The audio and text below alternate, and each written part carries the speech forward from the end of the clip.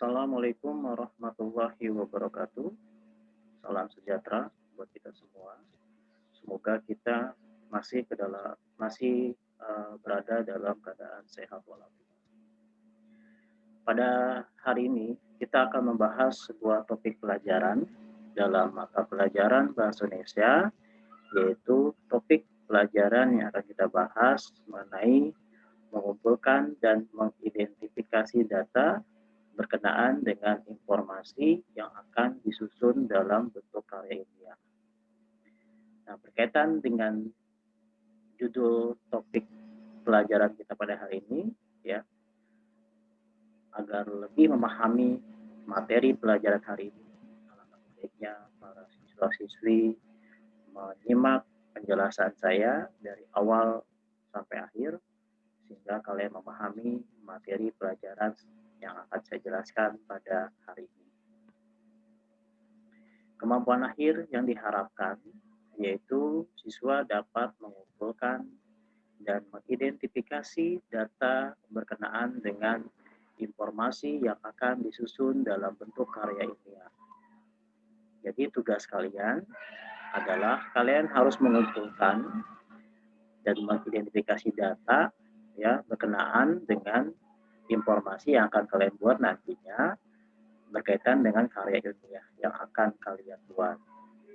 Nah, agar kemampuan akhir yang diharapkan dapat tercapai, alangkah lebih siswa-siswi mempersiapkan buku catatannya agar pembelajarannya bisa berjalan dan berkualitas sesuai dengan indikator yang diharapkan. Sistematika karya ilmiah, ya. Pada dasarnya sistematika karya ilmiah itu pada bagian pembuka mulai dari sampul atau cover ya. Biasanya sampul ini memuat judul penelitian kalian dan juga logo sekolah kalian dan juga nama kalian dan disertai dengan identitas sekolah kalian. Kemudian halaman judul ini berkaitan dengan halaman pengesahan biasanya ya. Biasanya ini digunakan untuk hal-hal yang berkaitan dengan pengesahan pada orang-orang tertentu yang berkepentingan dalam karya ilmiah tersebut. Kemudian lembar pernyataan berkaitan dengan keaslian apakah karya ilmiah yang kalian buat benar-benar karya ilmiah yang kalian buat adalah murni ya, artinya tidak ada unsur-unsur meniru atau memplagiasi karya ilmiah tersebut. Kemudian ada abstrak ini berkaitan dengan gambaran umum mengenai ya hasil mengenai penelitian kalian, mulai dari permasalahan penelitian kalian, tujuan penelitian kalian, dan metode yang kalian gunakan dalam penelitian tersebut, dan hasil penelitian itu ada di abstrak. Kemudian ada kata pengantar, yaitu berisi ucapan-ucapan terima kasih pada pihak-pihak yang telah membantu dalam penugasan karya ilmiah kalian.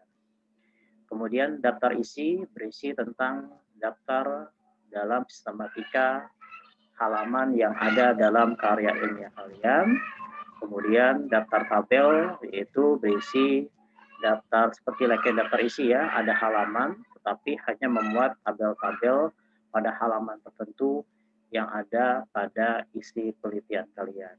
Kemudian daftar gambar pun sama, layaknya daftar isi, ada halaman tetapi khusus memuat halaman-halaman yang membuat gambar-gambar yang ada dalam isi karya ilmiah kalian. Dan daftar lampiran ini memuat lampiran-lampiran tertentu yang menunjang dokumen-dokumen yang kalian gunakan dalam karya ilmiah. Kita masuk ke bagian isi, ada bab 1 terlebih dahulu, memuat itu latar belakang masalah. Nanti akan kita bahas secara rinci ya, satu persatu, mulai dari satu bab, kemudian membuat rumusan masalah. Ya, di latar belakang masalah ini bagaimana kalian mengungkapkan terlebih dahulu konsep permasalahan yang dikaji. Nah, umumnya pola pengembangan paragraf dalam latar belakang masalah itu dari yang bersifat umum ke bersifat yang khusus.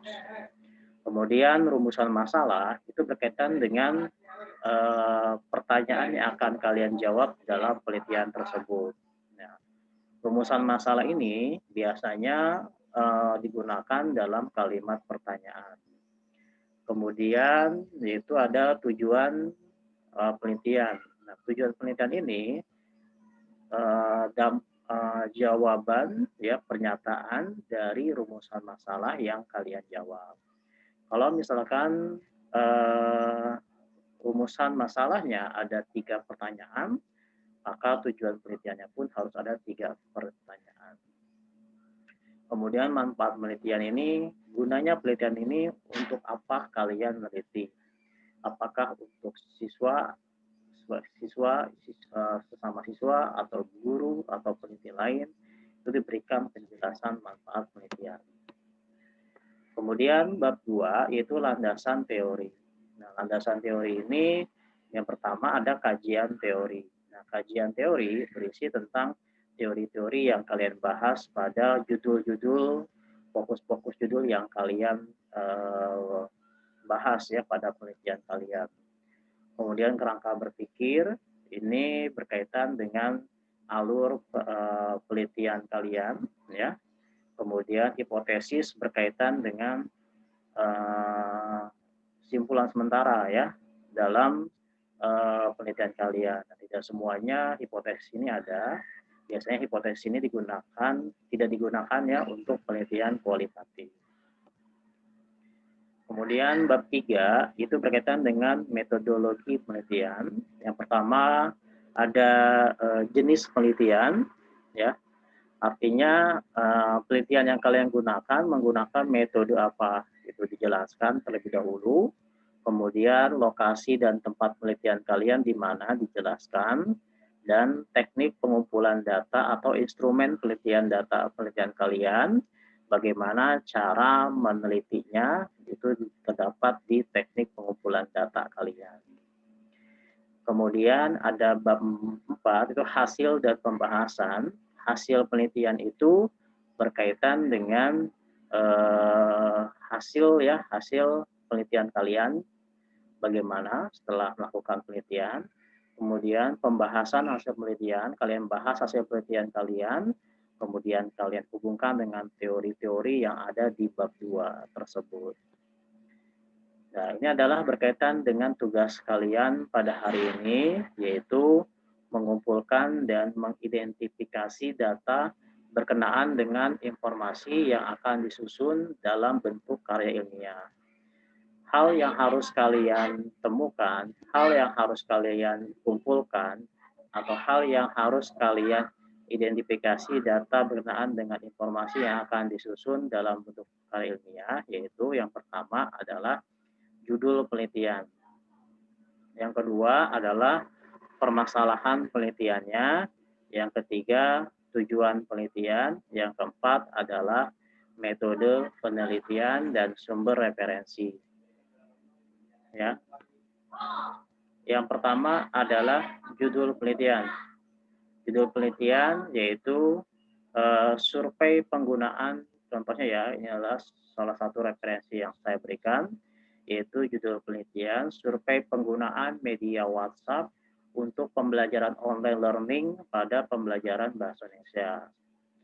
Nah, permasalahan penelitiannya, banyak siswa-siswa yang menggunakan aplikasi WhatsApp dikarenakan tidak menggunakan data internet yang banyak untuk pembelajaran online di masa pandemi COVID-19.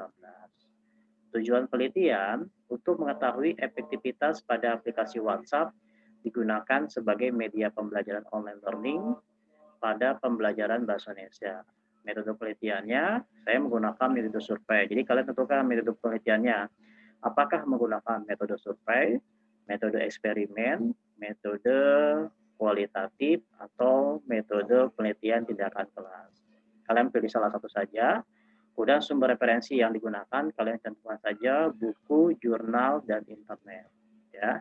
Jadi hal yang kalian buat pada tugas hari ini, kalian terlebih dahulu tentukan judul penelitian kalian, kemudian permasalahan penelitian, tujuan penelitian, metode penelitian, dan sumber referensi yang kalian gunakan dalam pengumpulan data kalian nantinya.